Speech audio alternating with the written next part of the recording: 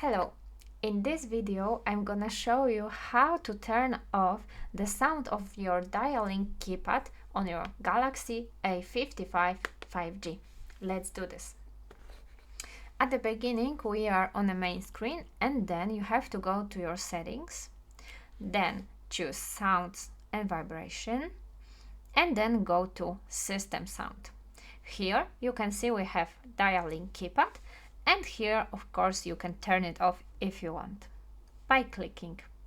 That's all for this video. If you want to know more about your Galaxy A55 5G, please search another videos about this phone on our channel, and let's see each other in another one. Thank you, bye!